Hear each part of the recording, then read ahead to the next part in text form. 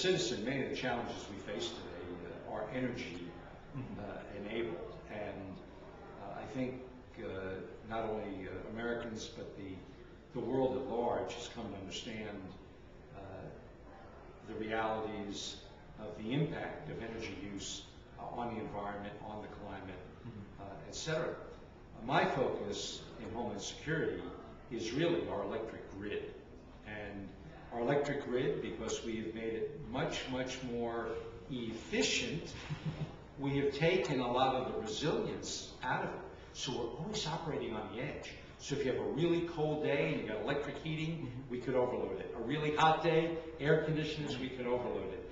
We've seen brownouts, we've seen blackouts, we've seen where a failure of a transfer station occurs and we get a regional blackout. And it's also, regrettably, susceptible to nefarious acts, terrorist acts. So one of the things that we're investing in is called Resilient Electric Grid.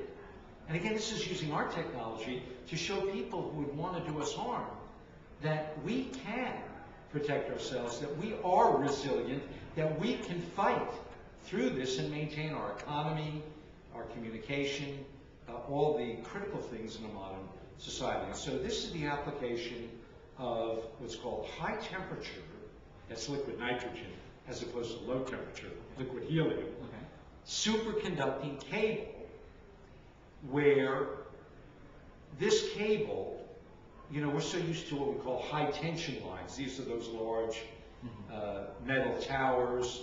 They take about 100-yard right-of-way. They go everywhere. Very difficult to get those right-of-ways, you know, today. And is susceptible to winds, to ice storms, to lightning, etc. We're looking with these superconducting cables to go ahead and bury them. And it only takes about a 3-meter right-of-way instead of a 100-meter right-of-way. We could do it alongside existing right-of-ways, roads, medians, railroad tracks, etc. And now, you know, we joke today, before you dig at your home, you have to call Miss Utility. Yeah. And the saying is, call before you dig.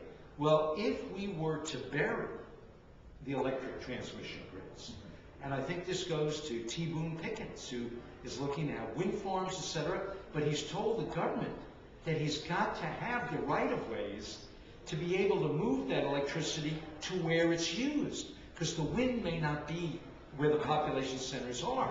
Well, here, instead of 100 meters in this eyesore of high-tension lines, we go ahead and we have a 3-meter underground, and now, if we remember Miss Utility, for the terrorists, instead of them attacking a tower that's easily accessible, it'll be the motto with Miss Utility, call before you bomb.